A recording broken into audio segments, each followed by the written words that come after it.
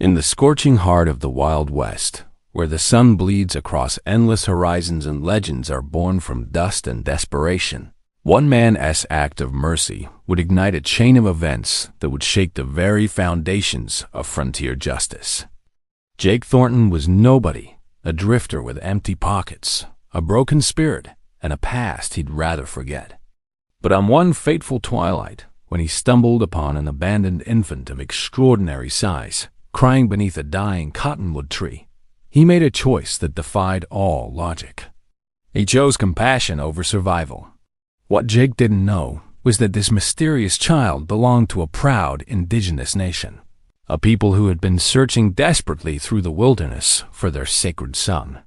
And when dawn broke the next morning, Jake's small campfire was surrounded not by enemies, but by 150 warriors standing in absolute silence, not with weapons drawn, but with hands over their hearts.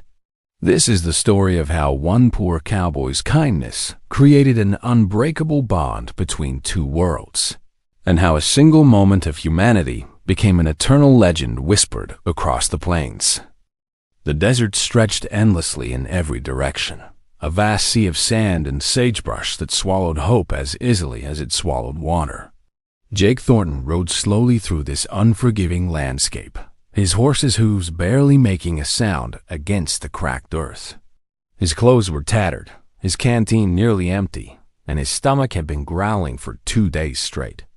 He was a man running from ghosts' memories of a war that had taken everything from him, a family he'd failed to protect, and a home that existed only in his dreams now.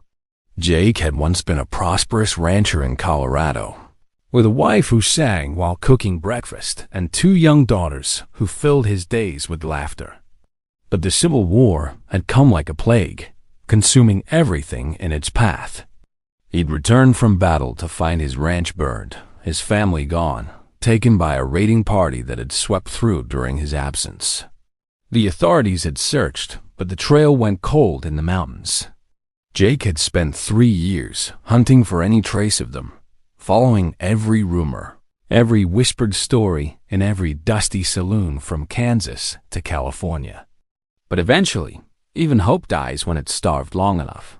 Now he was simply drifting, taking odd jobs when he could find them, sleeping under stars that offered no comfort, and avoiding the mirrors in town because he couldn't stand to see what he'd become.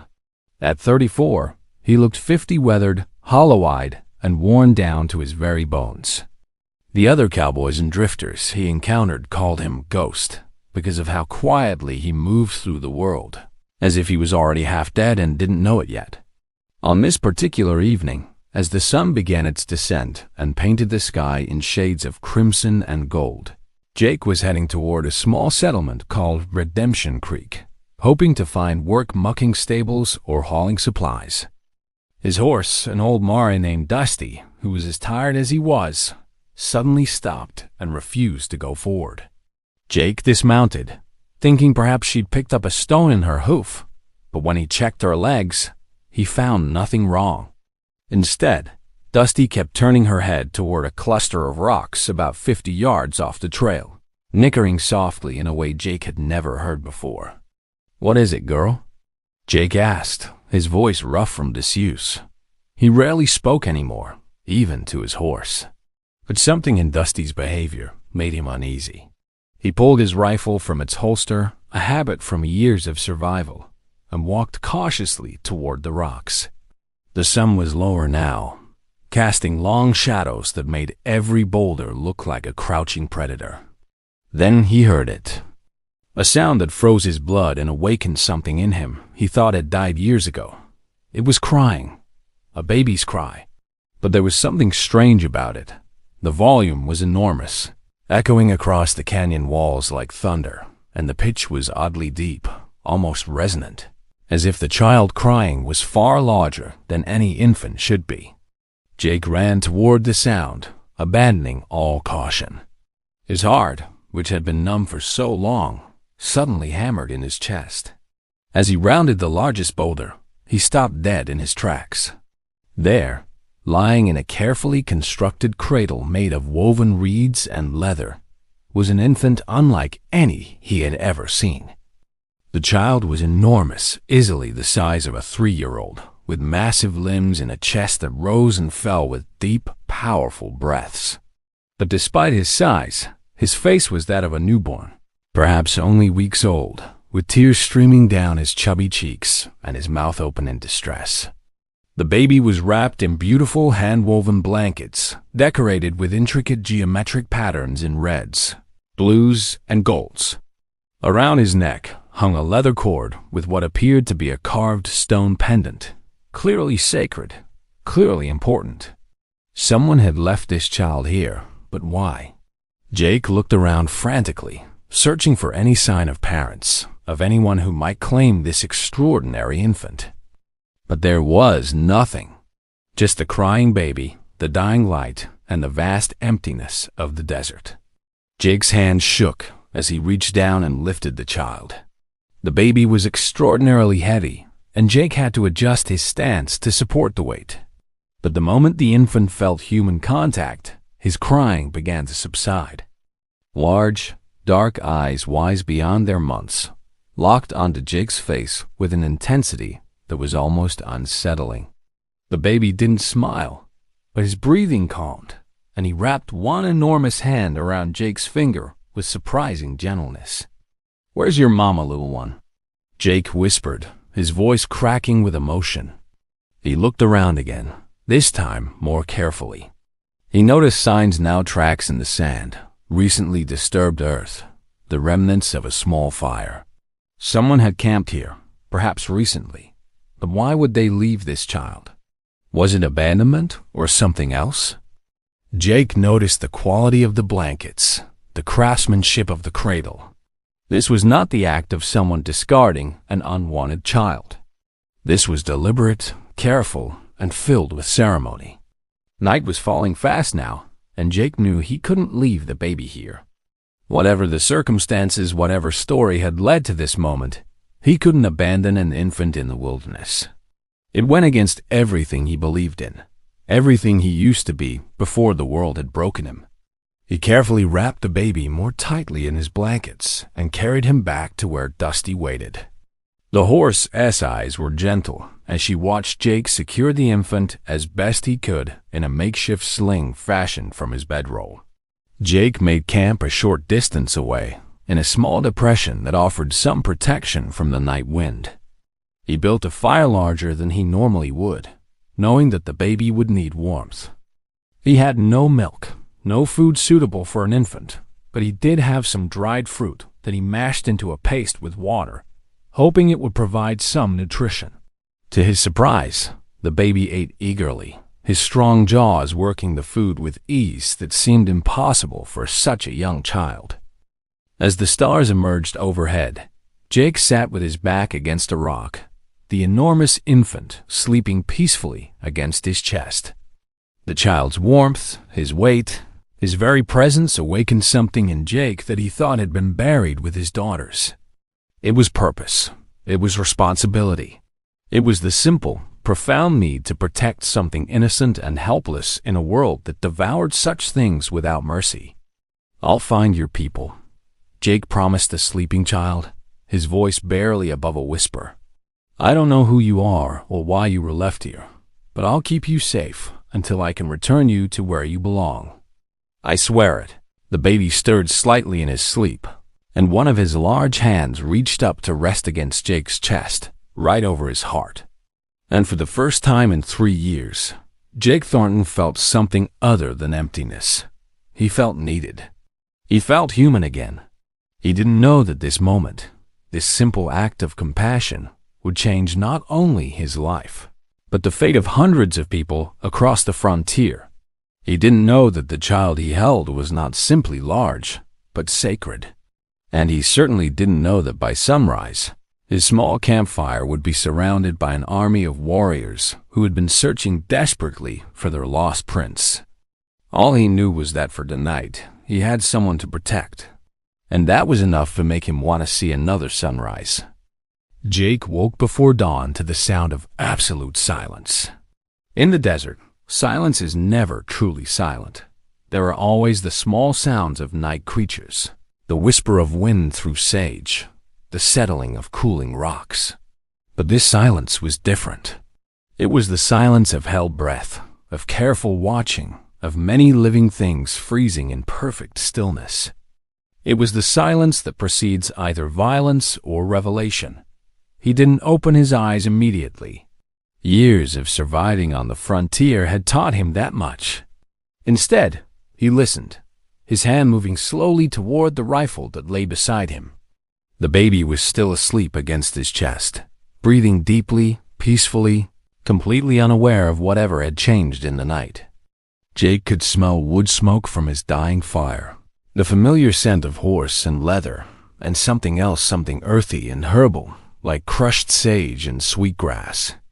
When he finally opened his eyes, his heart stopped. They were everywhere. Dozens of them, perhaps more than 100, arranged in a perfect circle around his camp.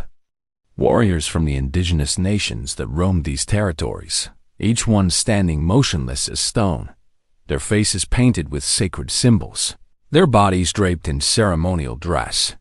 Some held spears, others bows, a few carried rifles, but none of the weapons were raised. Every single warrior stood with their right hand placed over their heart, and every pair of eyes was fixed not on Jake, but on the sleeping infant in his arms.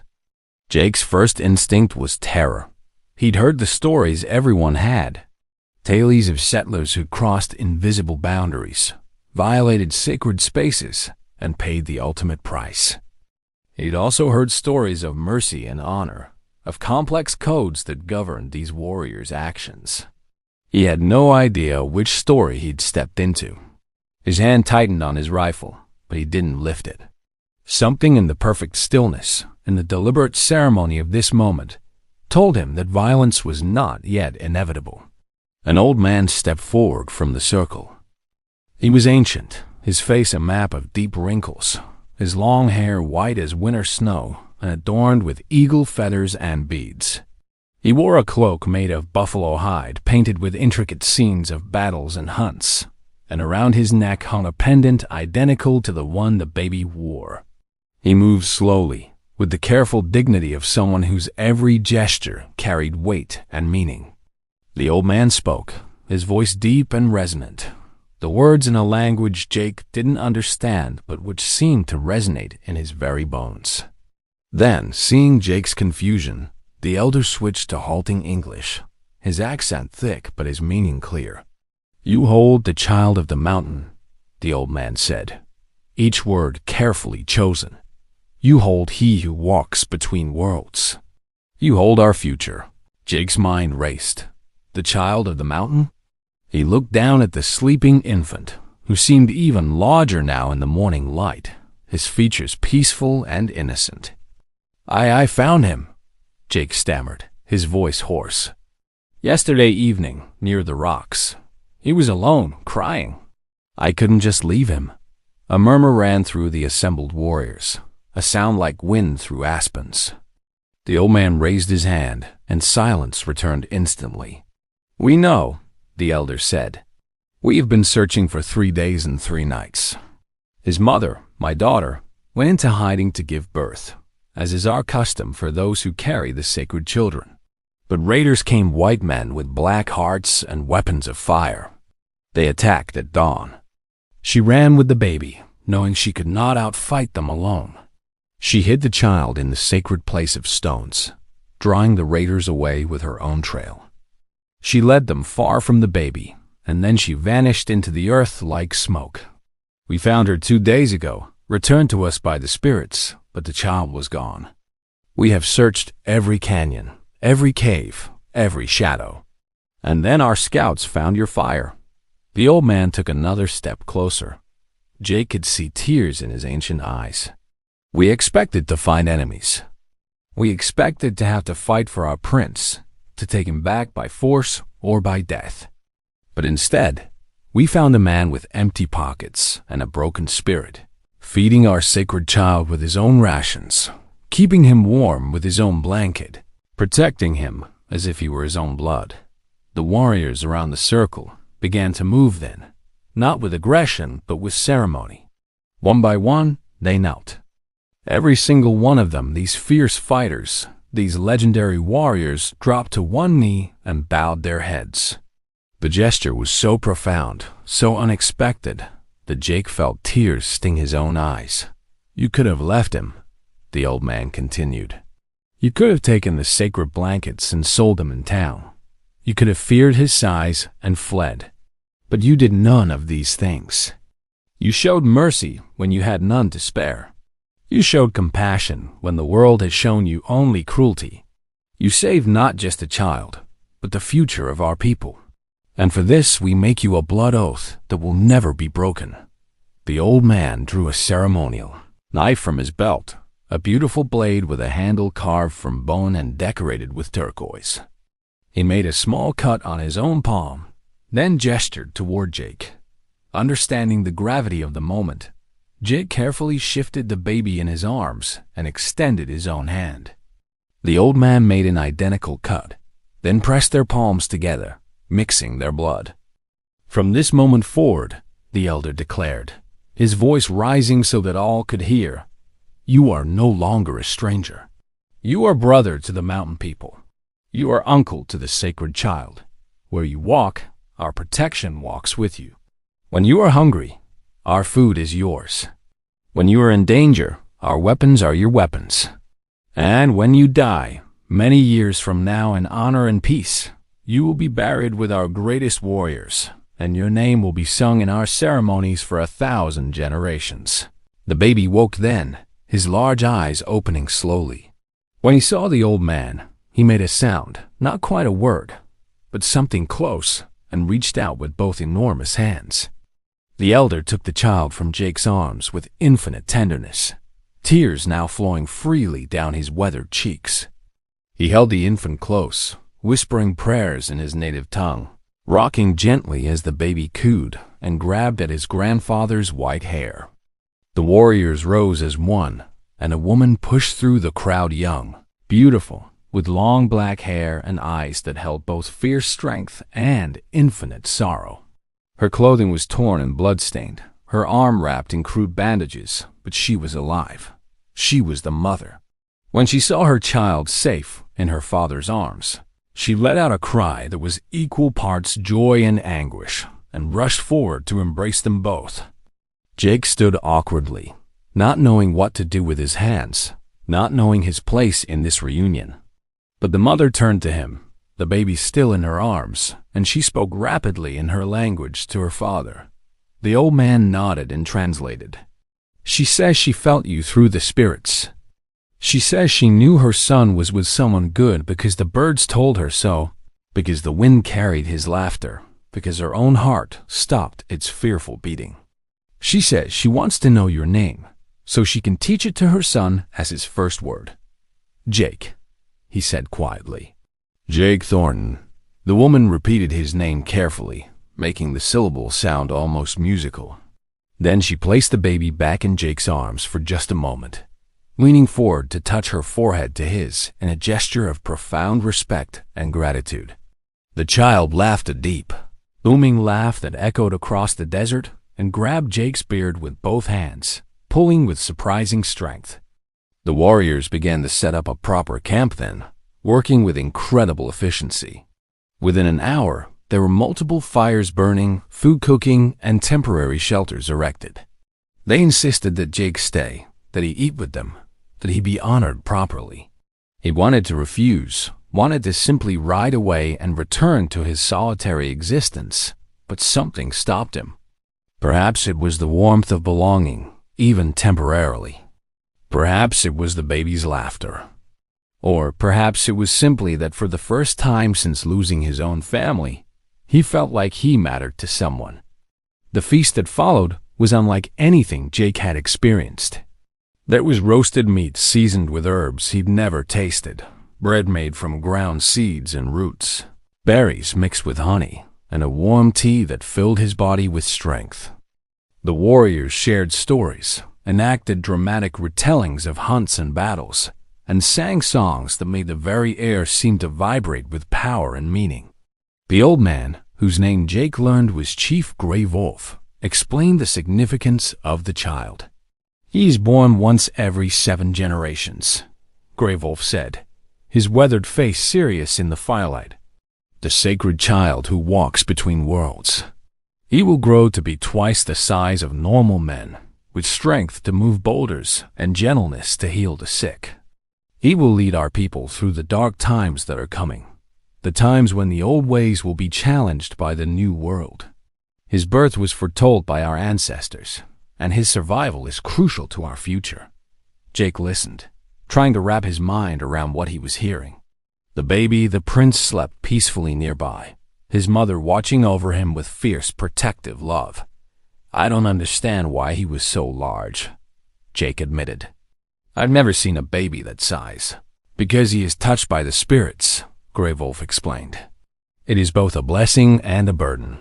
He will face challenges that ordinary children do not face.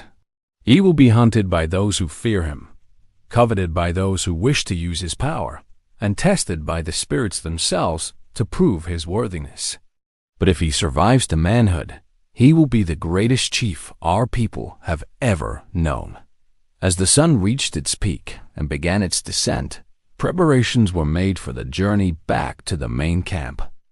Grey Wolf approached Jake one final time, carrying something wrapped in soft leather. "You saved our future," he said simply, "and so we give you yours back." He unwrapped the leather to reveal an exquisite knife in an ornate sheath, a bow made of wood Jake didn't recognize, and a leather pouch that clinked with the sound of gold coins. "We're not poor," Grey Wolf said, seeing Jake's expression. "We trade, we hunt, we know the value of things in both worlds. This gold will give you choices you did not have yesterday. But more than that, take this."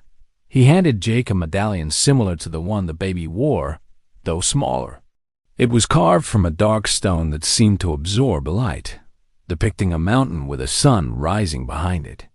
"Wear this always," Grey Wolf instructed. "It marks you as brother to the mountain people. Any of our warriors who see it will know you are under our protection.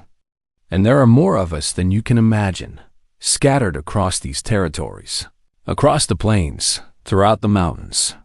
We are many tribes, many nations, but we honor the old alliances. This mark will open doors that have been closed to you. It will provide shelter when you have none. It will turn enemies into allies." Jake took the medallion with trembling hands, understanding the weight of what was being given to him.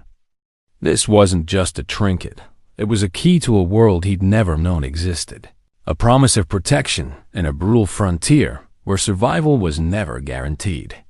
As the warriors prepared to leave, taking their prince and his mother to safety, Jake felt a strange mix of emotions. Relief that the child would be cared for by his people, sadness at losing the brief sense of purpose and belonging, but also something else, hope. For the first time in 3 years, Jake Thornton felt hope stirring in his chest like a bird testing its wings after a long winter. He didn't know that this was just the beginning. He didn't know that the oath sworn in blood that morning would bind him to adventures and dangers he couldn't yet imagine. And he didn't know that the baby he'd saved would indeed grow to be a legend, and that his own name would be forever linked to that legend. All he knew was that he'd done the right thing, and that sometimes, in a world of endless cruelty, doing the right thing actually mattered. As the warriors disappeared into the desert, Grey Wolf turned back one final time and raised his hand in farewell. "Remember, Jake Thornton," he called across the distance. "You are never alone now. We are always watching. We are always listening. And we always pay our debts." Then they were gone, vanishing into the landscape as if they'd never been there at all. Jake stood alone in the desert once more, but he was not the same man who'd found a crying baby the day before. He had been transformed by mercy, elevated by compassion, and reborn through an unexpected bond that transcended culture, language, and the brutal divisions of a harsh frontier world. He mounted Dusty and turned toward Redemption Creek, the medallion warm against his chest, the gold heavy in his pocket, and hope fragile but real burning in his heart. 3 months passed before Jake Thornton truly understood the significance of the medallion hanging around his neck. He'd continued drifting, taking odd jobs in various settlements, but now with enough gold to be selective about his work and enough pride to walk with his head held higher. The memory of that morning surrounded by warriors had become something he turned over in his mind during long, lonely nights, wondering if it had been real or just a desperate man's fever dream. Then came the day in a town called Bitter Springs that changed everything. Jake had stopped for supplies, intending to move on quickly as was his habit. The town was typical of frontier settlements, a single muddy main street lined with false-fronted buildings, a saloon that doubled as a general store, a smithy, and a small collection of houses that optimistically called itself a community. But there was tension in the air, a palpable sense of fear that Jake recognized from his war days. He learned the source quickly enough. A gang of outlaws, led by a man named Silas Cutter, had taken control of the town 3 weeks earlier. They'd killed the sheriff when he resisted, terrorized the townspeople, and established themselves as brutal overlords who took what they wanted: food, money, women, without consequence. The nearest federal marshal was 2 days' ride away, and by the time any help could arrive, Cutter's gang would vanish into the Badlands they knew better than any lawman. Jake had seen situations like this before. His instinct was to buy his supplies, keep his head down, and leave. Other people's problems weren't his concern anymore. He'd learned that lesson through pain and loss. But as he walked through the town, seeing the frightened faces of children, the bruised cheeks of women, the defeated slump of men who'd been broken by violence and intimidation, something stirred in him. The medallion seemed to grow warm against his chest. He was loading his supplies onto Dusty when it happened. A young woman, barely out of her teens, came running down the street, her dress torn, her face streaked with tears. Behind her came 3 of Cutter's men, laughing as they pursued her like wolves chasing a rabbit. The townspeople looked away, unable or unwilling to intervene. Fear had paralyzed them all. Jake's hands moved before his mind fully decided. He stepped into the street, directly in the path of the pursuing men. They stopped, surprised by the sudden obstacle. The lead man, a brute with a scarred face and missing teeth, sneered at Jake. "Move along, drifter," Scarface growled. "This ain't your concern. Let her go," Jake said quietly, his voice steady despite his racing heart. "She doesn't want your attention." The 3 men laughed. "Listen to this one," Scarface said to his companions. "Thinks he's some kind of hero. Tell you what, hero, you can have her after we're done. How's that?" Jake's hand moved to his revolver. "I'll say it once more. Let her go and walk away." The laughter stopped. The 3 men spread out, hands moving toward their own weapons. Jake recognized the formation. They'd done this before, probably many times. They were experienced killers, and he was one man with an old Colt and reflexes he wasn't sure were still sharp after years of avoiding trouble. But he was also a man who'd held a sacred child in his arms, who'd been called brother by warriors, who'd been given a second chance at being something more than a ghost drifting through an indifferent world. And that made all the difference. The fight was brief and brutal. Jake drew first, his muscle memory from the war overriding his conscious thought. The first shot took Scarface in the shoulder, spinning him around. The 2nd and 3rd men drew their weapons, but Jake was already moving, using Dusty as cover as he'd done in countless cavalry skirmishes. 2 more shots rang out, and both men went down, one clutching his leg, the other his arm. None of the wounds were fatal, but all 3 were effectively neutralized. The street erupted in chaos. The young woman fled to safety. Townspeople emerged from doorways, shocked that someone had finally stood up to Cutter's gang. And from the saloon came Silas Cutter himself, flanked by 4 more armed men. Cutter was a tall man, lean and dangerous, with cold blue eyes and a reputation that stretched from Texas to Montana. He'd killed 17 men in fair fights and countless more in ambush and back shootings. He moved with the confidence of someone who'd never lost, who'd never even been seriously challenged. "Well now," Cutter said, his voice deceptively pleasant, "seems we got us a genuine gunfighter here. You just made a real big mistake, friend. Real big." Jake said nothing, simply reloaded his revolver with steady hands while keeping his eyes on Cutter and his men. He was vastly outnumbered, and he knew it. This was how it would end, not in his sleep as an old man, but in the dirt of a forgotten frontier town, trying to protect people he didn't even know. Perhaps it was a better ending than he deserved.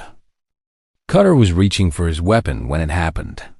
A sound like distant thunder rolled across the town, growing louder, closer, more distinct. It was the sound of horses, many horses, moving fast. Both Cutter and Jake turned toward the sound, confusion replacing certainty. They came over the ridge like a force of nature warriors on horseback, dozens of them, riding in perfect formation. They wore war paint and carried traditional weapons alongside modern rifles. At their head rode a young man Jake didn't recognize at first, but when he saw the medallion around the warrior's neck, identical to his own, understanding dawned. The warriors surrounded the town in less than a minute, creating a ring of mounted fighters that no one could escape. Cutter's men looked around in shock and growing fear. One of them tried to run and was immediately blocked by two warriors with raised spears. The message was clear. No one was leaving. The young warrior at the head of the group rode forward, stopping directly between Jake and Cutter. He spoke in accented English, his voice clear and commanding. "We are the mountain people. We honor the old agreements. This man," he pointed at Jake, "wears the mark of brotherhood. He's under our protection. Any who raise weapons against him, raise weapons against all of us." Cutter's face had gone pale. Even his hardened outlaws looked terrified. Everyone on the frontier knew stories of what happened to those who violated sacred oaths with the indigenous nations. The retribution was swift and absolute. We didn't know," Cutter stammered, his earlier confidence evaporating. "We thought he was just a drifter." "He is no drifter," the young warrior said coldly. "He is the one who saved the sacred child. He's the one who showed mercy when he had nothing. He's blessed by the spirits and protected by our law. You will leave this town immediately. You will take nothing. You will harm no one. And if we ever see you in these territories again, your bones will feed the vultures before sunset." It wasn't a threat. It was a simple statement of fact, delivered with absolute certainty. Cutter knew he had no choice. He and his men were released by the surrounding warriors just long enough to mount their horses and ride out, leaving behind everything they'd stolen, every bit of power they'd accumulated. The townspeople emerged fully now, staring in disbelief at the warriors who'd appeared from nowhere to save them. The young warrior dismounted and approached Jake, placing his hand over his heart in the traditional gesture of respect. "I am Swift Eagle," he said. "I was among those who found you caring for our prince 3 moons ago. Chief Grey Wolf has watchers throughout these lands.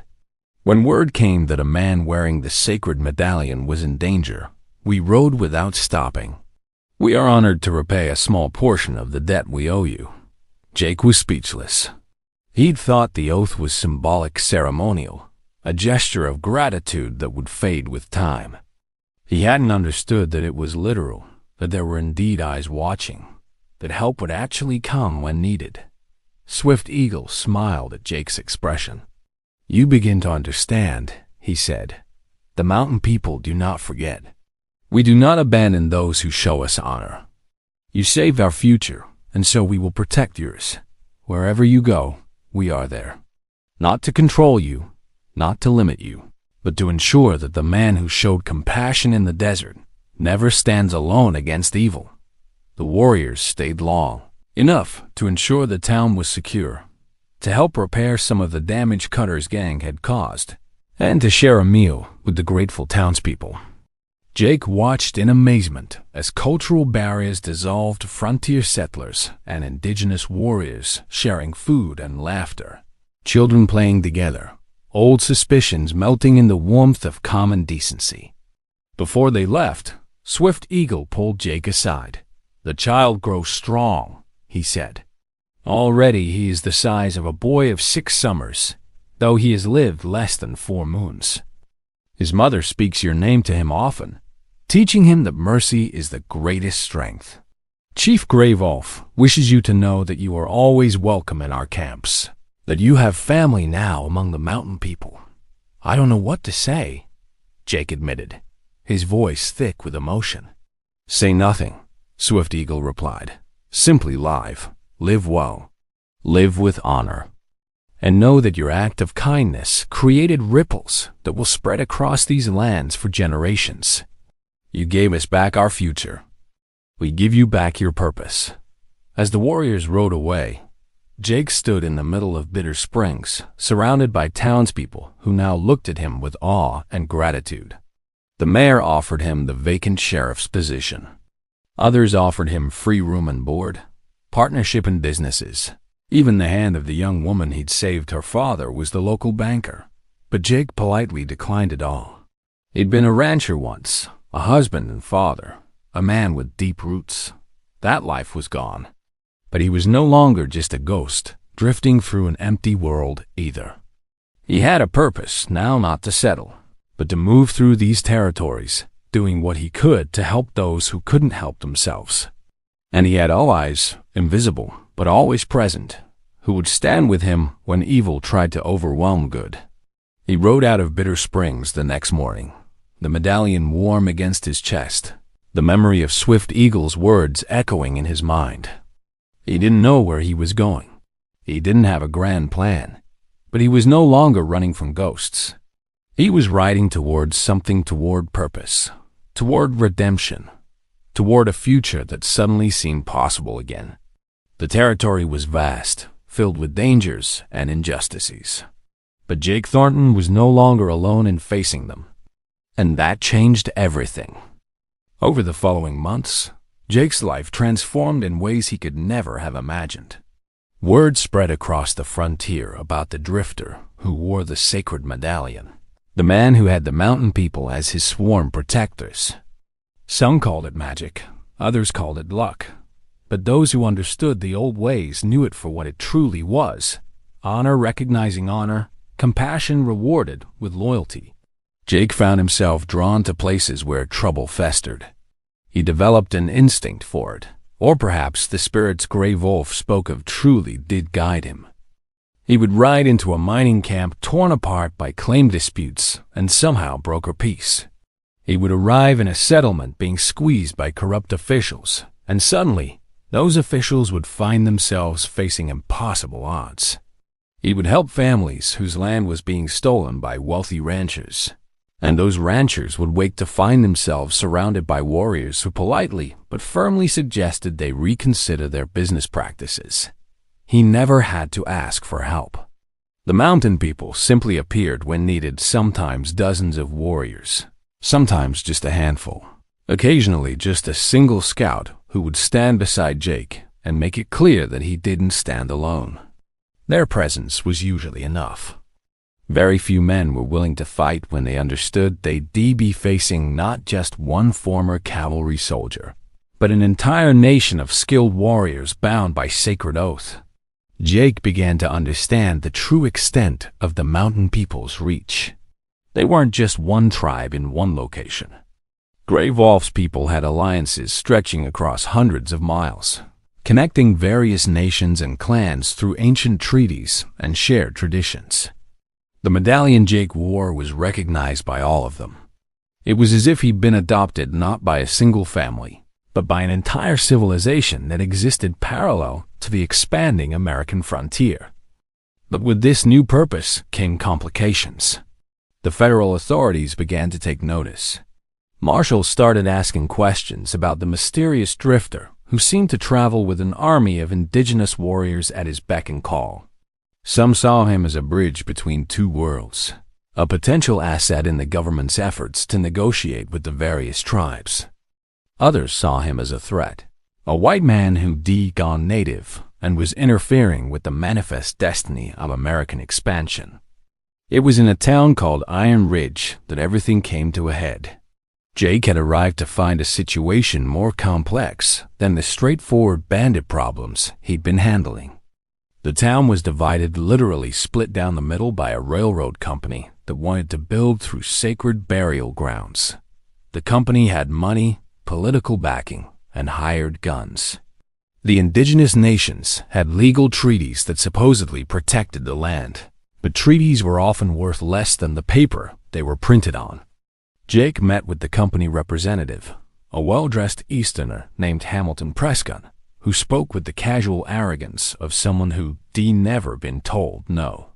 "You seem like a reasonable man, Thornton," Prescott said, offering Jake a cigar and a glass of expensive whiskey. "Surely you understand progress. The railroad will bring commerce, opportunity, civilization to these territories. What's more important, the future of this great nation, or some old superstitions about dirt and bones?" "Those aren't superstitions," Jake replied quietly, declining both the cigar and whiskey. "They're beliefs held by people who were continuer here thousands of years before we arrived.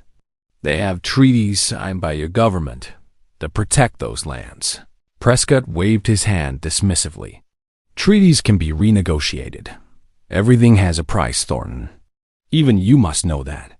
I'm prepared to be generous with the savages, the indigenous peoples. We'll offer compensation, perhaps some alternative land further west. Everyone wins, except the people whose ancestors are buried there," Jake said. "Except the people who consider that ground sacred. You're asking them to sell their church, their cemetery, their entire spiritual heritage so trains can run 3 hours faster to San Francisco. I'm asking them to be reasonable," Prescott countered, his pleasant demeanor beginning to crack. "And I'm warning you not to interfere. I have 30 armed guards protecting my surveyors. I have judges and senators in my pocket. And I have legal authority to proceed with this project, whether the Indians agree or not. Your little arrangement with them won't help you here. This is American territory, governed by American laws, and American progress won't be stopped by primitive superstitions." Jake stood, placing his hat back on his head. "Then I guess we'll see what happens when American progress meets sacred oaths." That night, Jake rode out to meet with a council of elders gathered on the contested land. Gray Wolf was there, having traveled for days when he heard about the situation. The old chief looked weary now, the weight of years and worry evident in his movements. Beside him sat his daughter, the mother of the sacred child, and several other leaders from allied nations. "The Iron Horse comes," Gray Wolf said heavily, speaking a mix of his language and English so all could understand. "We have seen this before. They make promises, they break them. They draw lines on paper and call them borders. They dig up the bones of our fathers and call it progress. What can we do? If we fight, they call us savages and send armies. If we don't fight, they take everything anyway." Jake sat quietly, listening to the discussion that followed. Some warriors wanted to fight, to drive out Prescott's men by force. Others counseled patience, hoping that the legal system would eventually honor the treaties. Still others advocated for accepting whatever compensation was offered and moving on, preserving their people's lives, even if they couldn't preserve the sacred ground. The mother of the sacred child, her name was Morning Dove, spoke last. Her voice was soft but carried absolute conviction. 3 moons ago, I left my son in the desert to save his life. I drew evil men away from him, trusting that the spirits would protect what I could not, and they did. They sent a man with an empty belly and a broken heart, a man who had every reason to walk past, to ignore a crying child that wasn't his responsibility. But he didn't walk past. He stopped. He cared. He protected what was not his because it was the right thing to do. She turned to look at Jake, her dark eyes reflecting firelight. "You showed us that even in darkness, there is light." Even among strangers, there is kindness. Even when hope seems lost, miracles can happen. So I ask, what would you counsel us to do? You who walk between our world and theirs, you who understand both honor and ambition, you who saved our future, what path would you have us take? Jake felt the weight of every eye upon him. These were not his people, not by blood, but they had made him family, had trusted him with their protection, had honored him beyond measure. And now they were asking him to help them navigate an impossible situation where every choice led to loss. I think, Jake said slowly, choosing his words carefully, that this isn't just about one railroad through one piece of land. It's about whether the treaties mean anything at all. If they can break this one, they can break them all. If this sacred ground can be violated, no ground is safe. So we need to make this matter. We need to make it so visible, so public, that they can't ignore it or hide it or pretend it as just another dispute over empty land. How? Asked one of the younger chiefs, his face skeptical. They control the newspapers, the courts, the soldiers, but they don't control the truth, Jake replied. And they don't control who sees it. Prescott thinks he can work in the shadows, paying off the right people, pushing through before anyone pays attention. So we bring attention. We bring witnesses. We bring people who can't be bought or intimidated. Over the next 3 days, Jake orchestrated something unprecedented. He sent messages to every newspaper in the territory, to missionaries who'd worked with the indigenous peoples, to honest judges and military officers who still believed in honor, to Eastern reformers who'd been advocating for indigenous rights. He invited them all to Iron Ridge, promising them a story that would shape the future of the frontier. They came, dozens of them, journalists with notebooks and sketch artists with pencils, religious leaders with moral authority, and legal experts with knowledge of treaties. Prescott was furious, but couldn't stop them. This was American territory, as he'd said, and Americans had the right to observe and report. On the designated day, both sides gathered at the disputed land. On one side stood Prescott with his surveyors, his armed guards, and his legal representatives. On the other stood the Council of Elders, hundreds of warriors in ceremonial dress, and families who'd come to defend their ancestors' resting place. Between them stood Jake and the assembled witnesses. Gray Wolf spoke first, his words translated by a missionary who'd lived among the mountain people for 20 years. He told the history of the land, the battles fought there, the treaties signed there, the generations buried there. He showed the actual treaty documents signed by American presidents and generals, promising that this ground would remain forever under the protection of his people. Then Prescott spoke, dismissing the sentimental attachment to the land, emphasizing the economic benefits, suggesting that the indigenous peoples were standing in the way of progress and civilization. It was Jake who spoke last, and his words would be quoted in newspapers from Boston to San Francisco. "I'm a white man," he began, "born in America, raised on American values. I fought in the American Civil War. I know what this country stands for, or what it's supposed to stand for. We claim to be a nation of laws, a nation of honor, a nation where a man's word means something and a treaty is sacred. But what Mr. Prescott is proposing here isn't American progress. It's American shame." He held up the treaty document. "This paper was signed by men we call heroes, men whose statues stand in Capitol buildings. It promises that this land will be protected. Not maybe protected, not protected unless something more profitable comes along, but protected. Period. If we break this promise, what does our word mean? How can we ask anyone to trust us, to negotiate with us, to believe that America is anything more than whoever has the most money and the biggest guns?" Jake turned to face Prescott directly. "You said everyone has a price. You're wrong. Honor doesn't have a price. Faith doesn't have a price. The bones of your ancestors don't have a price. These people have offered you alternative routes that would add maybe 50 miles to your track. That's all 50 miles out of thousands. But you won't take it because you've decided that what they value doesn't matter, that who they are doesn't matter, that promises made to them don't count. He looked back at the assembled witnesses. 3 months ago, I found a baby in the desert. I was broke, hungry, and had every reason to just keep writing, but I didn't, because that's not who I want to be. I stopped because even when you have nothing, you still have choices about what kind of man you'll be. America has that same choice right now. We can be the nation that keeps its word, even when it's inconvenient.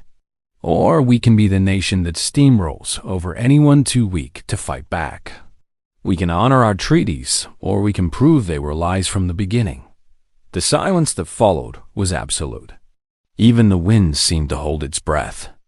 Then, one of the journalists began writing frantically, knowing he was witnessing something that would define an era. The sketch artist captured the scene warriors standing with dignity beside families, facing down progress and refusing to move. Prescott's face was red with fury. "This changes nothing," he snarled. "I have my permits, my authority. Your little speech might play well in the newspapers, but it doesn't change the law." "Actually," said a quiet voice from among the witnesses, "it might." A well-dressed man stepped forward, Judge Edmund Carver, known as one of the few federal judges who actually read the treaties and took them seriously. "Mr. Prescott, I've been reviewing the documents. The original treaty does indeed protect this land specifically.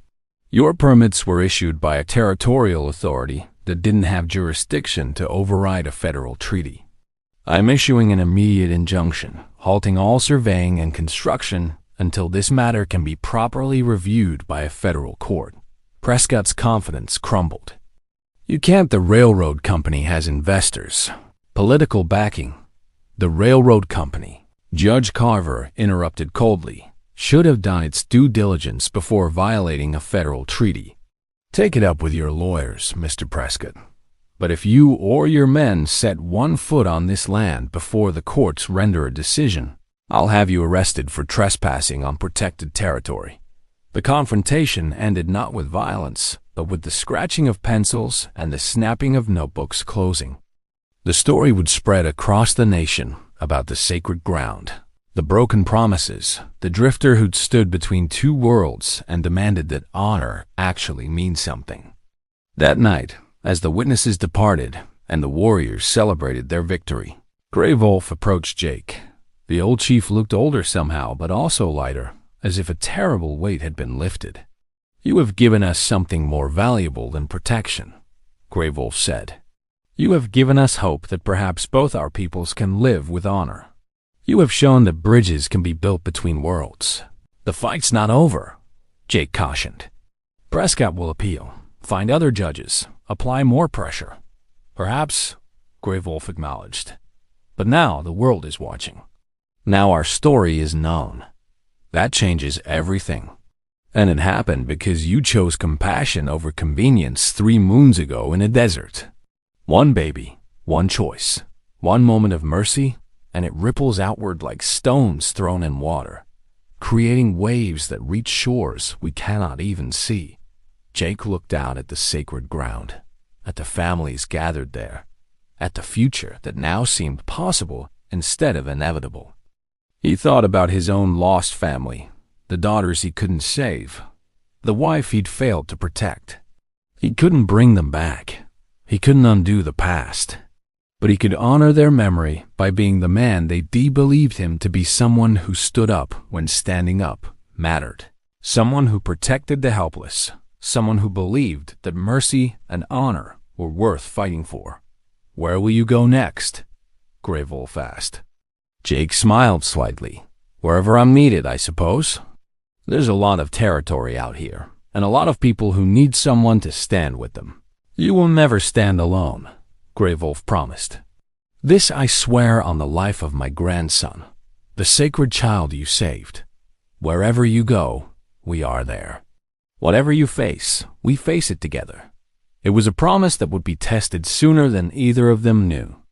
Because while Jake had made powerful allies, he'd also made powerful enemies. And those enemies were already planning their revenge. The victory at Iron Ridge made Jake Thornton famous and marked him for death. The newspapers had published his story, complete with dramatic sketches of the confrontation. Eastern readers loved it, seeing Jake as a romantic figure who embodied frontier justice and cross-cultural harmony. But those with financial interests in Western expansion saw him differently. He was an obstacle, a troublemaker, a white man who'd betrayed his own race by siding with savages. Hamilton Prescott, humiliated and having lost millions in investments when the railroad was forced to reroute, wanted revenge. He couldn't attack the indigenous nations directly without causing a political nightmare. But Jake was a different matter. Jake was one man, and in the lawless territories, one man could disappear easily. Prescott hired a group of mercenaries led by a former Confederate colonel named Thaddeus Kane.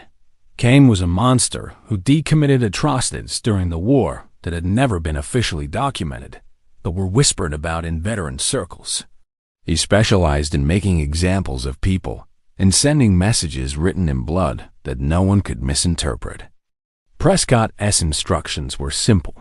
Kill Jake Thornton in a way that would terrify anyone else who might think about interfering with corporate interests. Jake was riding alone through a narrow canyon when they struck. He'd been visiting a small settlement to help mediate a water rights dispute, and was taking what he thought was a well-traveled path back toward larger towns. He didn't see the tripwire stretched across the path until Dusty stumbled over it. The explosion was deafening, scattering rocks and dirt everywhere. Dusty went down hard, throwing Jake from the saddle. He hit the ground and rolled, instinct from his war days saving him as bullets began striking the rocks where he'd been a moment before. His shoulder screamed in pain, possibly dislocated from the fall, but he managed to crawl behind a large boulder as more shots rang out. They had him pinned. King's men were positioned on both sides of the canyon with rifles and plenty of ammunition. Jake assessed his situation with the cold clarity of someone who'd been in many similar circumstances. He had his revolver with 6 shots, his knife, and the rifle that had been on Dusty's saddle, but that was somewhere in the middle of the path, impossible to reach without exposing himself to certain death. Jake Thornton. Kane's voice echoed through the canyon. You've made some important people very unhappy. They paid me a lot of money to make sure you don't interfere with business anymore. Now, I'm a sporting man. You come out with your hands up, I'll make it quick. Or you can hide behind that rock and prolong the inevitable. Either way, you're not leaving this canyon alive. Jake said nothing, conserving his energy and trying to ignore the pain in his shoulder. He touched the medallion around his neck warm as always, but what good would it do him now? The mountain people couldn't be everywhere. This canyon was remote, and he told no one his exact route. Even if warriors were searching for him, they'd never find him in time. Another volley of shots struck his cover, chips of rock flying everywhere. One sliced his cheek, drawing blood. King was right. This was inevitable. They had all the advantages. He had one revolver and a wounded shoulder. It was only a matter of time. Then Jake heard something that made his heart surge with desperate hope. It was faint at first, barely audible over the mercenaries' gunfire, but it grew louder, more distinct. It was a war cry, but not just any war cry. It was the specific ululating call of the mountain people, the sound that had greeted him that morning when he'd woken surrounded by warriors. Kane heard it too. His men's firing faltered, confusion evident in their voices. And then the mountain people appeared, not riding into the canyon where they'd be trapped, but emerging from positions among the rocks above, positions they must have reached by climbing in absolute silence. They'd been trailing Jake at a distance, unseen but always present, always watching. What followed was not a battle, but a rout. King's mercenaries were skilled, but they were facing warriors who knew this terrain intimately, who'd been fighting in canyons like this for generations. Arrows flew with deadly accuracy. Warriors dropped from ledges onto surprised gunmen. Within minutes, half of Cain's force was down, and the rest were fleeing in panic. Cain himself tried to run, but found his path blocked by a massive warrior who seemed to appear from nowhere.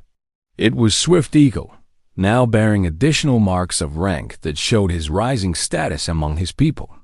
He held a spear to Cain's throat, his expression cold and absolute. "You hunt the man who saved our prince," Swift Eagle said, his voice carrying across the canyon. "You bring violence to one who showed mercy. This is not acceptable." Cain, tough and hardened though he was, looked into Swift Eagle's eyes and saw his own death there. "I was hired," he gasped. "Prescott Hamilton Prescott paid me. It was just business." "Killing is never just business," Swift Eagle replied. "But I will not take your life today.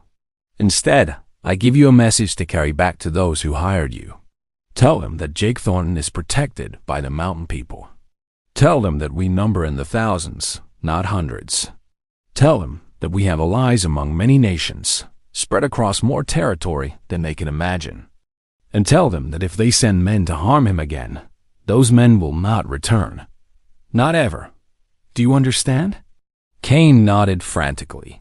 Swift Eagle removed the spear from his throat but kept it ready. "Take your wounded and go. Leave your weapons. And pray to your God that we never see you in these territories again." Cain and his surviving men fled, scrambling over rocks in their haste to escape. The mountain people let them go, more interested in reaching Jake than in pursuing already defeated enemies. Swift Eagle found Jake still behind the boulder, clutching his shoulder and trying to stand. "You're hurt," the warrior observed. "I've had worse," Jake replied, though his face was pale with pain. "How did you know? How did you find me?" "We always know," Swift Eagle said simply, helping Jake to his feet. "Chief Gray Wolf assigns scouts to track your movements, always at a distance, never interfering unless necessary. When you entered this canyon, our scouts saw Cain's men taking positions. We climbed to higher ground and waited for the right moment. Other warriors approached, bringing water and binding for Jake's wounds. A healer examined his shoulder, then with a sudden practiced movement, popped the joint back into place. Jake gasped, but didn't cry out, biting down on a leather strap one of the warriors had handed him. "Dusty?" Jake asked when he could speak again. "Your horse lives," Swift Eagle assured him. "She is frightened but unharmed. She is stronger than she looks, like her rider." As the adrenaline faded, Jake began to shake, not from fear, but from the overwhelming realization of how close he'd come to death, and how the oath sworn months ago had literally saved his life. "I don't know what to say," he managed. "You have already said everything that matters," Swift Eagle replied. "You said it when you stopped for a crying baby. You said it when you stood between our people and the railroad. You say it every day by how you live. Words are easy, Jake Thornton. You speak with actions, and that is a language we understand well." They made camp in the canyon that night, building fires and posting sentries.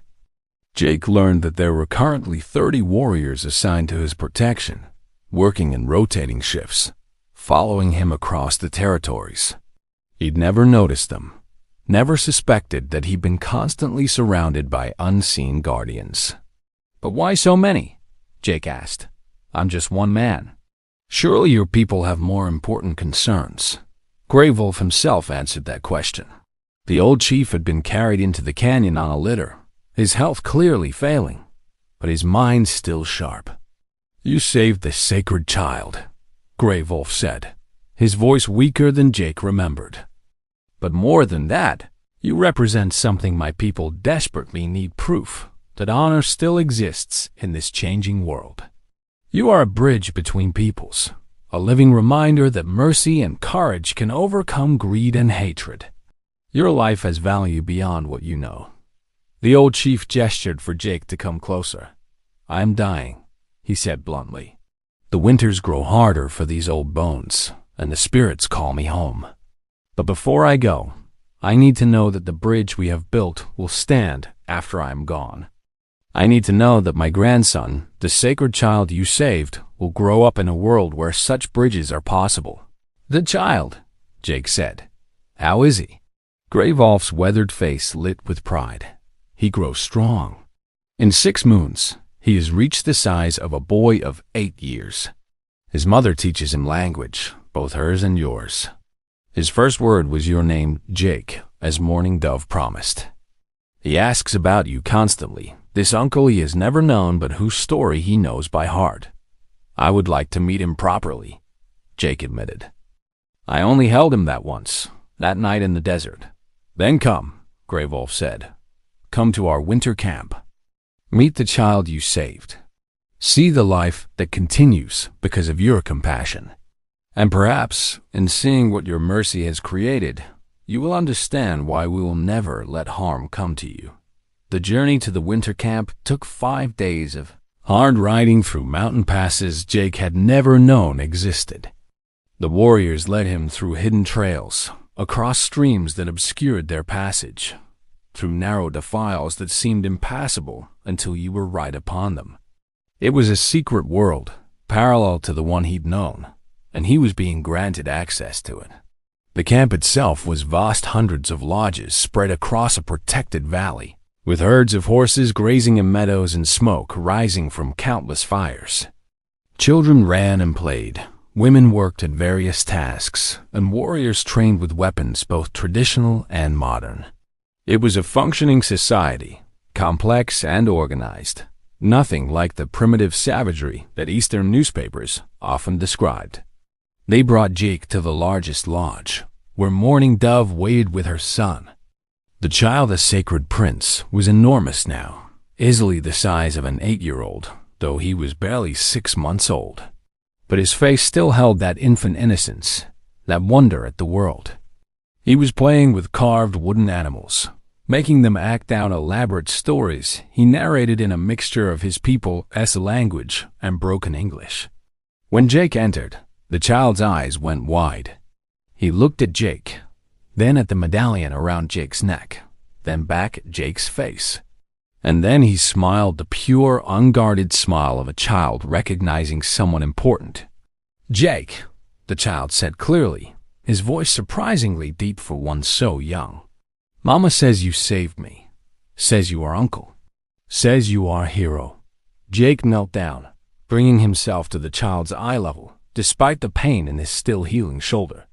"I'm no hero," he said gently. "I just did what anyone should have done. But not everyone would," Morning Dove said softly, entering the lodge. "That is what makes you who you are. Not that you could help, but that you chose to." The child reached out and touched Jake's face with one enormous hand, exploring his features with innocent curiosity. Then he threw his arms around Jake's neck in an embrace that was both powerful and tender. Jake felt something break open inside him. All the grief he'd been carrying for his lost daughters, all the pain of years of isolation, all the walls he'd built around his heart. Tears streamed down his weathered face as he held this impossible child, this sacred prince, this living symbol of hope. "Thank you," Morning Dove whispered. "Thank you for giving me back my son. Thank you for giving our people back their future." Jake stayed in the winter camp for 2 weeks, recovering from his wounds and learning about the mountain people's ways. He met the various chiefs and leaders, heard the stories of their ancestors, participated in ceremonies that had been performed for countless generations. He was formally adopted into the tribe, given a name in their language that translated roughly to "he who stops for strangers." But even as he experienced this acceptance, this belonging, Jake knew he couldn't stay. His purpose was out there, on the frontier, standing between the powerful and the helpless. The mountain people understood this. They didn't try to keep him or change him. They simply honored him, protected him, and prepared to watch over him as he returned to his wandering path. On his last night, Grey Wolf called him to his lodge.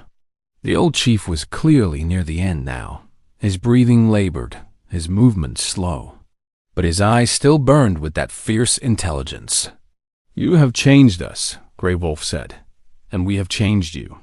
Together, we are stronger than either could be alone.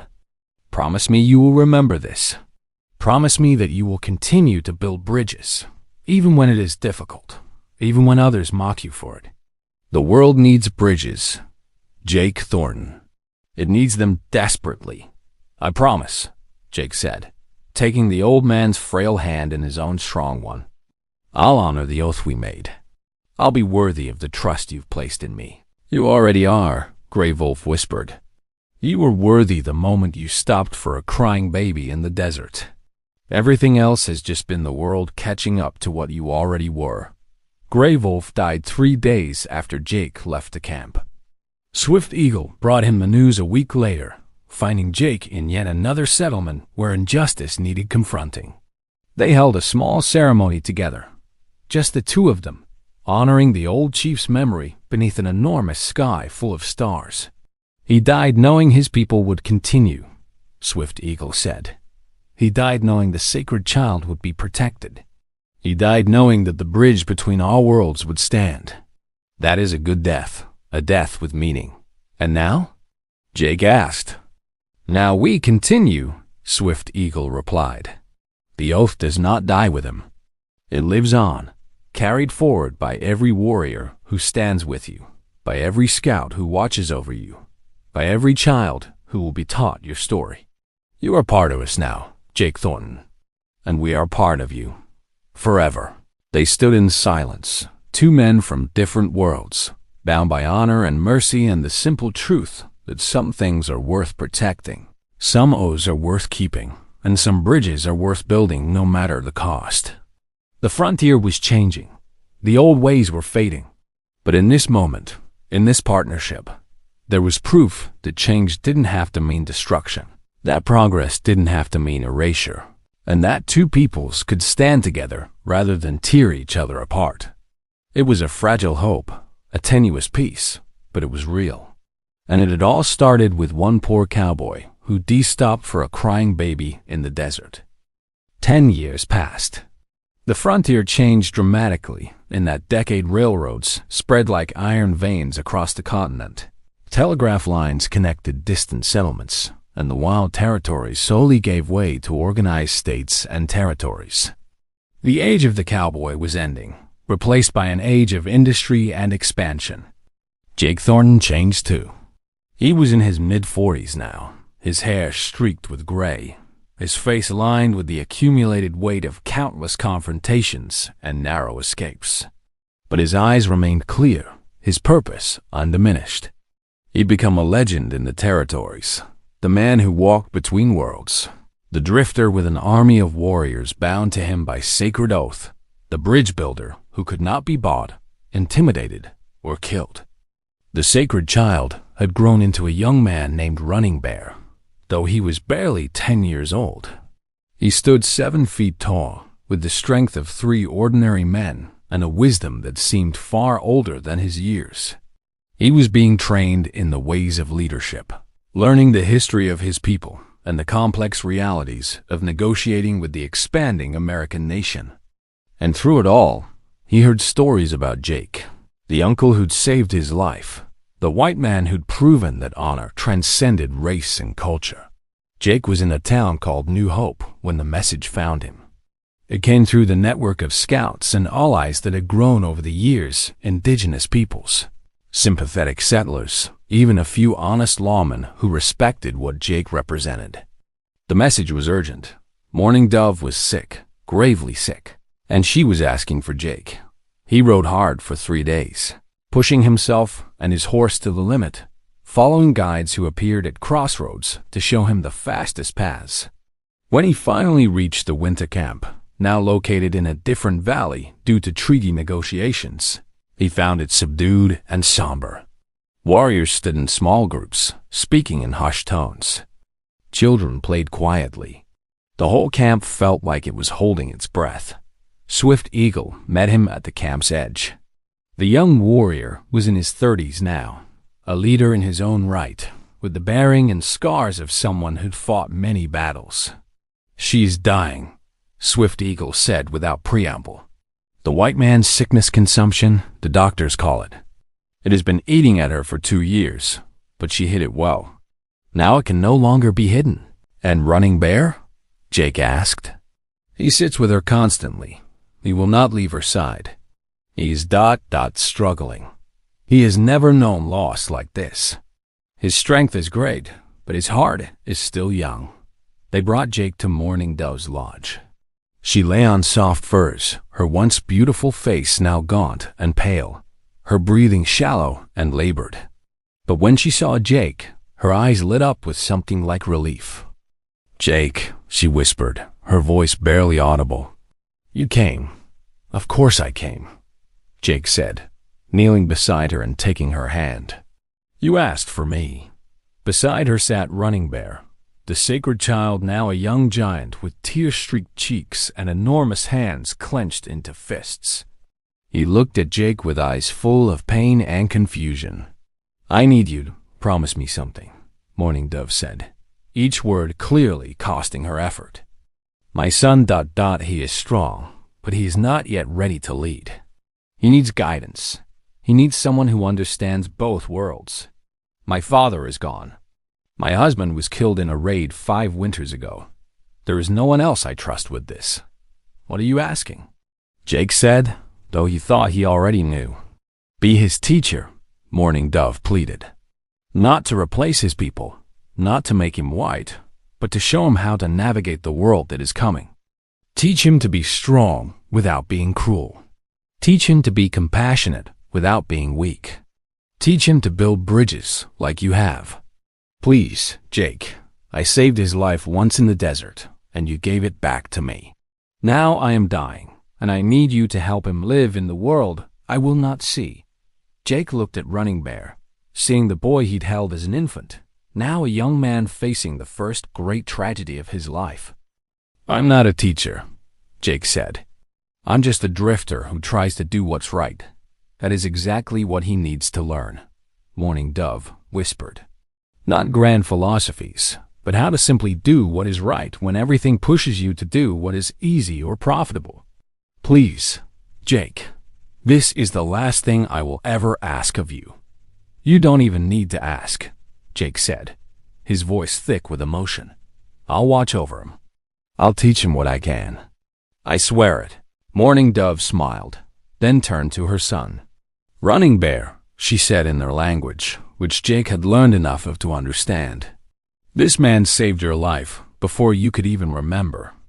He has carried you in his heart every day since. Listen to him, learn from him. Honor him as you would honor me or your grandfather. Promise me." Running Bear, tears flowing freely now, nodded and spoke in a voice deeper than his years. "I promise, Mother. I will honor him. I will learn from him. I will make you proud." "You already make me proud," she whispered. "You are everything the prophecy said you would be. You will lead our people through the darkness ahead. You will be the bridge between the old ways and the new world. And you will show everyone that strength and compassion are not opposites. They are partners." She died that night, with her son holding one hand and Jake holding the other, surrounded by her people's prayers and songs. It was a peaceful death, as deaths go, but it was still death, still loss, still a hole torn in the world that could never be completely filled. The mourning ceremonies lasted for days. Jake participated as fully as he could, honored to be included in rituals usually reserved for family members. And throughout it all, Running Bear remained at his side, looking to him for guidance, for comfort, for some way to make sense of a world that had suddenly become darker. When the ceremonies finally concluded, Jake and Running Bear rode out together, beginning what would become a years-long journey across the territories. Jake taught the young giant everything he knew, not just how to fight and survive, but how to read people, how to negotiate, how to see the humanity in everyone, regardless of their race or circumstances. They visited settlements where Jake had made a difference, and Running Bear saw firsthand how one person's courage could inspire others, how standing up to injustice could create ripples that spread far beyond the original act. They also encountered prejudice and hatred. There were places where Running Bear was called monster, places where people feared his size and heritage, places where they were both told to leave or face violence. These were painful lessons, but necessary ones. Running Bear learned that not everyone could be reached, that some hearts were closed tight by fear and ignorance, but that this didn't excuse him from trying. One evening, camped beneath stars that seemed close enough to touch, Running Bear asked a question that had been haunting him. "Uncle Jake," he said. He had taken to calling Jake Uncle, and Jake had learned to love the title. "My mother said I would be a bridge between our peoples. But how can I be a bridge when so many on both sides want to burn bridges? When my people are pushed onto smaller and smaller lands, when your people see us as obstacles to be removed." Jake was quiet for a long time, poking at the fire with a stick and considering his words carefully. "Your mother was right," he finally said. "You will be a bridge. But being a bridge doesn't mean everyone will want to cross you. Some people prefer division because it's simpler, cleaner, easier to understand. US versus them, good versus evil, white versus red. But the truth is always more complicated than that. There are good people and bad people on all sides. There are cowards and heroes, liars and truth-tellers, the greedy and the generous. Your job, our job, isn't to make everyone love each other. It's to show them that cooperation is possible, that mutual respect is achievable, that there's another way besides destruction." "But what if I fail?" Running Bear asked, his voice small despite his massive frame. "What if I'm not strong enough or wise enough?" "Then you fail," Jake said simply. "And then you get up and try again." That's what I've done every day for 10 years. I've failed more times than I can count. I've made mistakes, misjudged situations, trusted the wrong people, pushed when I should have pulled. But I keep trying because the alternative, giving up, accepting that nothing can change, letting injustice win by default, that's the only real failure. Running Bear absorbed this, watching the fire dance and spark. "Tell me again about the day you found me," he said. "I've heard this story from my mother and from the elders, but I want to hear it from you." So Jake told the story once more, the crying in the desert, the enormous infant wrapped in beautiful blankets, the decision to stop when every practical instinct told him to keep riding. He told it simply, without embellishment, without making himself out to be a hero. "I was nobody," Jake concluded. "I had nothing. I was running from ghosts and didn't care if I lived or died. But when I heard you crying, something woke up inside me. Something I thought had died with my own daughters. You gave me back my purpose, Running Bear. You saved me just as much as I saved you." Running Bear was silent for a moment, then said something that Jake would remember for the rest of his life. "Then we are bound together, not just by oath, but by mutual rescue. You saved my body, and I saved your spirit. That makes us more than uncle and nephew. That makes us brothers in all the ways that matter." The years continued to pass. Running Bear grew not just in size, but in wisdom and reputation. By the time he reached his 15th year, though he looked 30 and stood nearly 8 feet tall, he was already being consulted by tribal councils on matters of negotiation with the American government. He had inherited his mother's intelligence and his grandfather's diplomatic skill, combined with something uniquely his own, an ability to see common ground where others saw only conflict. Jake stayed by his side through it all, aging further but never losing his edge. Together, they prevented 3 separate wars, negotiated 4 major treaties that actually stuck, and created a network of allies, both indigenous and settler, who believed in their vision of a frontier where multiple peoples could coexist with dignity. But not everyone shared this vision. There were powerful interests, mining companies, railroad barons, land speculators, corrupt politicians who saw the indigenous peoples as nothing more than obstacles to profit. And they saw Jake and Running Bear as the primary obstacles preventing them from simply taking what they wanted. The assassination attempt came during a peace conference in the territorial capital. Jake and Running Bear had come to negotiate water rights for several tribes whose traditional lands were being diverted by upstream dams. The governor had promised a fair hearing, but what they walked into was an ambush. Gunmen hidden in the gallery opened fire as soon as the meeting began. Jake reacted on instinct, pushing Running Bear to the ground, even as bullets struck his own body. He felt the impacts: chest, shoulder, side, each one a spike of white-hot pain. He heard Running Bear roar in rage and anguish, saw the young giant rise to his feet despite Jake trying to hold him down, saw him charge the assassins with bare hands while bullets bounced off his incredibly thick skin like rain off stone. Running Bear's fury was terrible to behold. He tore through the ambushers like a force of nature, his sacred strength finally unleashed in defense of the man who'd saved his life. Within seconds, the threat was neutralized. Some assassins fled, others lay unconscious. All were disarmed. But the damage was done. Jake lay in a spreading pool of blood, his breathing ragged, his vision beginning to dim. He'd survived 10 years of frontier violence, countless ambushes and confrontations. But this time, the wounds were too severe, too many, too deep. Running Bear cradled Jake in his enormous arms, tears streaming down his face, his voice breaking as he called for help. The building erupted in chaos, soldiers rushing in, doctors being summoned, witnesses shouting contradictory accounts of what had happened. "Uncle Jake," Running Bear pleaded, his deep voice cracking with emotion. "Stay with me. You cannot leave. I still need you. I am not ready." Jake managed a weak smile, blood on his lips. "You've been ready for years," he whispered. "You just didn't know it. You're going to be the greatest leader your people have ever had. The bridge ... the bridge your mother spoke of. You are that bridge.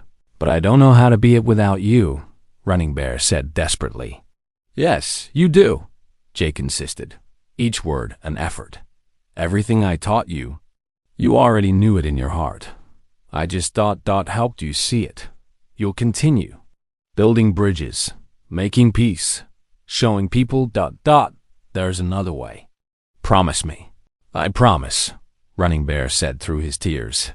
"I swear it on your life, on my mother's memory, on everything sacred. I will build bridges. I will make peace. I will honor you with every decision I make." Jake's hand found the medallion around his neck, the sacred symbol that had marked him as brother to the mountain people for a decade. With trembling fingers, he removed it and placed it in Running Bear's palm. "This belongs to you now," he whispered.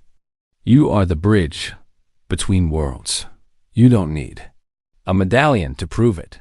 You just need to keep trying. Keep ... believing. Keep ... His voice faded. His eyes closed. And Jake Thornton, the drifter who'd stopped for a crying baby in the desert 10 years ago, died in the arms of the sacred prince he'd saved, surrounded by people from both worlds who'd learned to respect and trust him. The funeral was unprecedented. Thousands attended, indigenous peoples from dozens of nations, settlers Jake had helped over the years, honest lawmen and judges, journalists who'd told his story, even some of the former outlaws he'd reformed rather than killed. They came from across the territories, drawn by the news that the bridge builder had fallen. Running Bear gave the eulogy, speaking in both English and his native tongue, his voice carrying across the massive crowd. "My uncle Jake Thornton was not a perfect man," he began. "He would be the first to tell you that. He made mistakes. He carried regrets. He knew loss and pain and loneliness. But he also knew something that many of us forget. He knew that every moment we have a choice about what kind of person we will be. And every moment, he chose compassion. He chose mercy. He chose to stand between the strong and the weak. He chose to believe that all people, regardless of their race or history, deserved dignity and justice." Running Bear held up the medallion Jake had given him. "This symbol marked my uncle as a brother to my people. But he didn't need this symbol to be our brother. He became our brother the moment he stopped for a crying baby in a desert, when he had nothing to give but still gave everything. That choice, that single act of mercy created ripples that spread across these territories, touching thousands of lives, changing the course of history. He looked out at the diverse crowd, seeing indigenous warriors standing beside frontier settlers, seeing children of both peoples playing together, seeing the beginning of something his mother and grandfather had dreamed of. My uncle told me that being a bridge means some people will not want to cross you. He was right. There are people here today who are glad he is dead, who see his death as removing an obstacle to their ambitions. But I make this promise to them and to everyone. I will continue my uncle's work. I will be the bridge my mother foretold. I will stand for justice, for mercy, for the belief that there is room in this land for all peoples to live with dignity. Running Bear's voice grew stronger, more commanding. And I'm not alone. Look around you. Look at this gathering. Thousands of us, from every corner of these territories, united by respect for one man who showed us what was possible. We are his legacy. Every treaty we honor, every act of kindness we show to strangers, every time we choose compassion over cruelty, that is Jake Thornton living on through us. They buried Jake on a hill, overlooking the sacred valley where he'd first been adopted into the mountain people. His grave was marked with a simple stone bearing his name and the words. He stopped for a stranger, but surrounding his grave, within sight of his resting place, the people built something more lasting, a school where children from all backgrounds could learn together, where the old ways and new ways could meet and strengthen each other, where the next generation could be taught that bridges are built one person at a time, one choice at a time, one act of mercy at a time. Running Bear became exactly what his mother and grandfather had foreseen, the greatest leader his people had ever known, and a voice that both the indigenous nations and the American government learned to respect and trust. He negotiated treaties that were actually honored, created trade agreements that benefited both peoples, and established reservations that were genuinely protected rather than just holding pens for a dying culture. But more than that, he became the living embodiment of what Jake had taught him. He was strong but not cruel, powerful but not oppressive, determined but not inflexible. He understood that justice didn't always mean victory. The compromise wasn't the same as surrender, and that true strength lay in lifting others up rather than pushing them down. The school built near Jake's grave became a model copied across the territories. Other communities saw that education and cultural exchange could break down barriers that violence only reinforced. Slowly, painfully, with many setbacks and failures, the frontier began to change from a place of endless conflict into a place where different peoples could coexist. It wasn't perfect. There were still injustices, still broken treaties, still outbreaks of violence born from fear and greed. The old prejudices didn't vanish overnight. But there was progress, measurable and real. And at the heart of that progress was the story of a poor cowboy who stopped for a crying baby in a desert.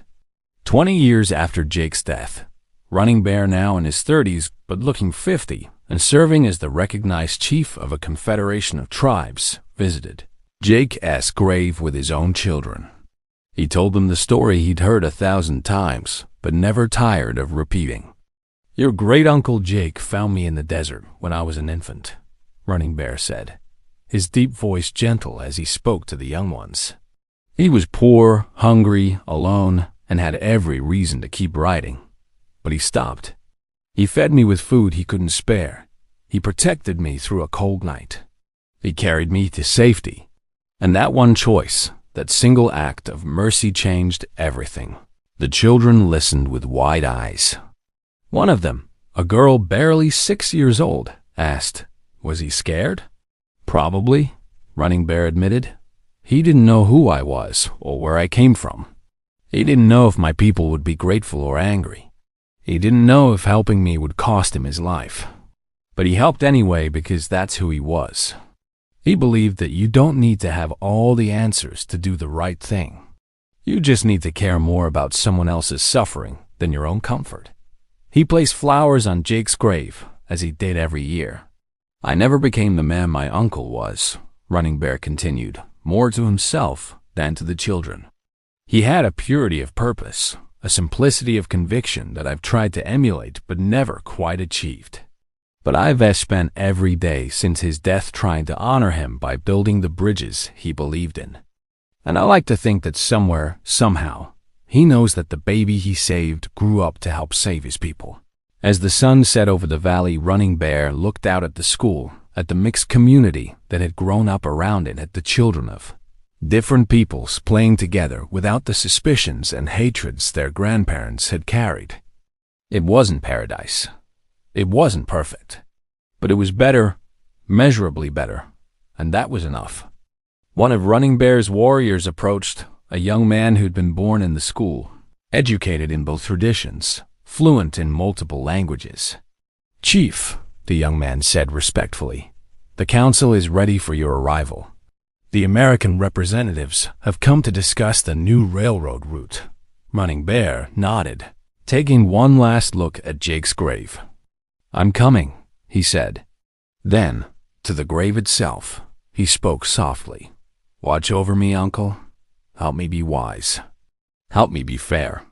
Help me remember that every person I meet is someone's child, someone's hope, someone worth stopping for." The medallion Jake had given him, which Running Bear still wore after all these years, seemed to grow warm against his chest. Perhaps it was just the setting sun's heat. Perhaps it was imagination. Or perhaps in some way beyond understanding. Jake Thornton's spirit still watched over the sacred child he'd de-saved, still guided the bridge builder he'd de-helped create, still whispered that mercy mattered, that compassion counted, that one person's choice could change the world. Running Bear walked down from the hill toward the council meeting, toward another negotiation, toward another opportunity to build bridges between peoples who didn't always want to cross them. Behind him, the sun set over Jake's grave, painting the sky in shades of crimson and gold, the same colors that had filled the desert sky that evening so long ago when a poor cowboy had heard a baby crying and made the choice that would echo through generations. And in that sunset, in that moment between day and night, between the old world and the new, the bridge stood, strong, built on a foundation of mercy, maintained by honor and traveled by all who believed that there was room enough in this vast land for everyone who was willing to see the humanity in strangers. Jake Thornton had been nobody, a drifter with empty pockets and a broken spirit. But he'd become everything, a symbol, a legend, a proof that one person could matter, that one choice could ripple outward until it changed the course of history. He'd stopped for a stranger, and the world had never been quite the same.